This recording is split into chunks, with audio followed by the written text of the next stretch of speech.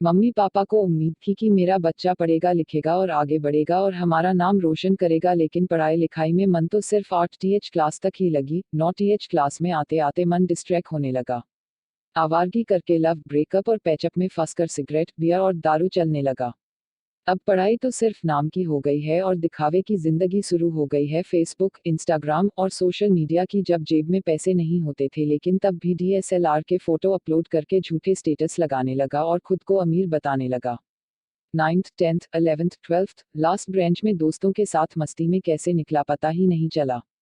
School छूटने का अफसोस तो था, लेकिन रिजल्ट देखकर पछतावा भी होने लगा कि पूरे 4 साल जो इम्पोर्टेंट थे लाइफ के, वो मैंने पल भर के खुशी के लिए बर्बाद कर दिए। लेकिन घर पर मम्मी पापा ने मुझे फिर से सपोर्ट किया।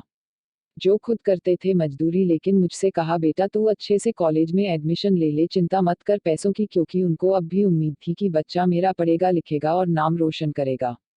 फिर पापा के सेविंग से कराया अपना एडमिशन और खुद से वादा किया कि अब पूरी फोकस के साथ मैं पढ़ूंगा और जो मुझे भटकाने की कोशिश करते हैं उनसे दूर रहूंगा और जल्द से जल्द कॉलेज कंप्लीट करके उनका सपना पूरा करूंगा। लेकिन नहीं, कॉलेज में जाते ही नए और पुराने सभी दोस्तों के साथ भूल गए वो वादा जो खुद से किया था। फिर से वही आवारगी करके लव, ब्रेकअप और पैचअप में फंस करके दिखावे की जिंदगी, बड़ी बाइक बड़ा फोन का सपना देखने लगा। लड़कियों से इमोशनली अटैच्ड होकर टाइम, पैसा, सपना सब बर्बाद करने लगा। हर साल के आए खराब रिजल्ट को नेक्स्ट ईयर अच्छा करने का आश्वासन देकर खुद को चिट करने लगा। कॉलेज के सभी साल बस यूं ही गुजरते गए और फाइनल रिजल्ट में खुद को इतना नीचे देखकर फिर से पछताने लगा। घर में आकर झूठ बोला कि कॉपी ही ठीक से चेकिंग नहीं हुई है, सारे रिजल्ट खराब आए हैं। फिर गया नौकरी की तलाश में, सारे आवारगी खराब रिजल्ट, बॉडी पर बनाए टैटू की मुझे अब सजा मिलने लगी थी। सारे अच्छे जॉब्स की क्राइटेरिया मेरे स्किल और रिजल्ट से कोसों दूर थे। हर बार रिजेक्ट होने के बाद मेरा सेल्फ कॉन्फिडेंस ऐसा गिरा जो कभी ना उठा। कितने रातों को फिर नींद रो रो कर सोया।